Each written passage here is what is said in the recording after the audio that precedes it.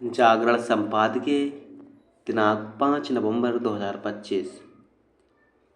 लिखेंगे इसका डिक्टेशन लिखने से पहले इसमें आने वाले कुछ हार्ड वर्ड और वाक्यांश की आउटलाइनों पर एक नज़र डाल लेते हैं।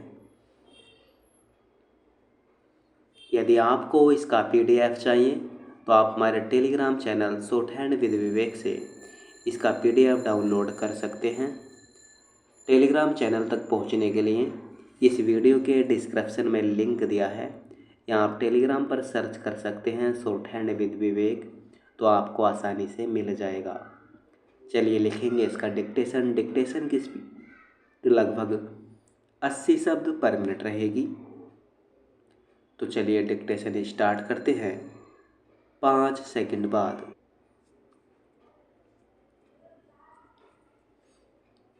राहुल गांधी एक लंबे समय से यह प्रचारित कर रहे हैं कि देश के विभिन्न क्षेत्रों में उच्च जातियों का आधिपत्य है और दलित पिछड़ी जातियां हाशिए पर धकेल दी गई हैं।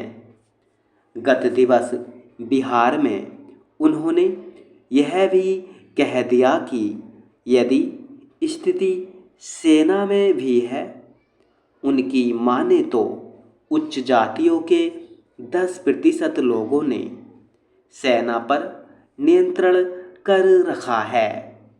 पहला प्रश्न तो यही उठता है कि उन्हें यह कैसे पता चला, और दूसरा यह कि आखिर 10% लोगों का सेना पर नियंत्रण होने का क्या मतलब।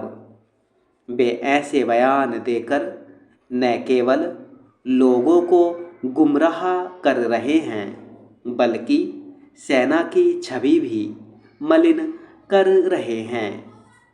कम से कम उन्हें सेना को तो वक्स देना चाहिए जिसमें जाति, पंथ आदि के लिए कोई स्थान नहीं है। कोई भी यह नहीं कह सकता कि सेना की भर्ती में किसी तरह का भेदभाव होता है। यह ठीक नहीं कि राहुल गांधी जाने अनजाने सेना की साख पर प्रहार कर रहे हैं। लगता है वे यह भूल गए हैं कि कुछ समय पहले सेना को नीचा दिखाने वाले अपने बयान के लिए उन्हें किस तरह सुप्रीम कोर्ट की फटकार का सामना करना पड़ा था। यह विचित्र है कि राहुल गांधी सार्वजनिक जीवन के विभिन्न क्षेत्रों का उल्लेख कर यह तो कहते रहते हैं कि वहाँ 10% की हिस्सेदारी वाली उच्च जातियों का प्रभुत्व है, लेकिन यह नहीं स्पष्ट करते कि खुद कांग्रेस के विभिन्न संगठनों में दलित पिछड़ी जातियों का कितना प्रतिनिधित्व है। राहुल गांधी की समझ से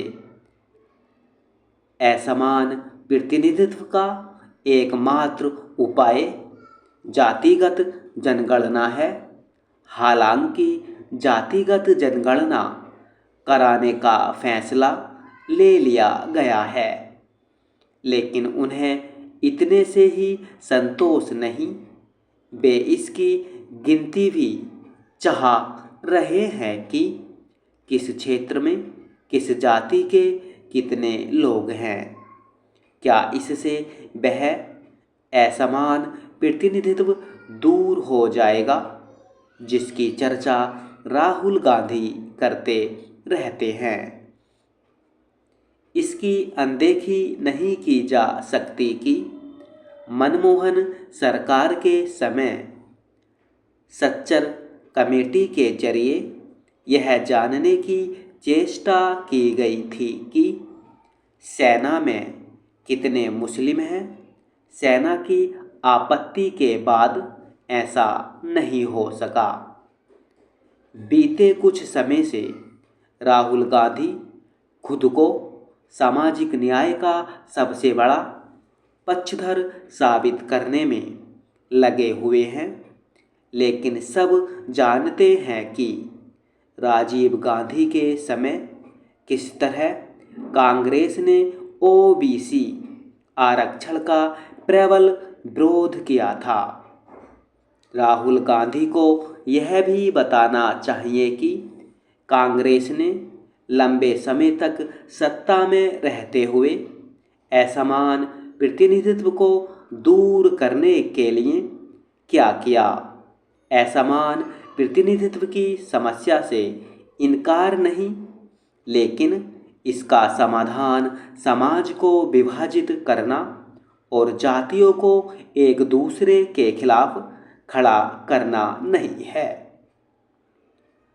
दुर्भाग्य से राहुल गांधी ऐसा ही कर रहे हैं। इससे भी खराब बात यह है कि वे ऐसा करते हुए जातीय वैमनस्य को भी हवा दे रहे हैं। स्टॉप।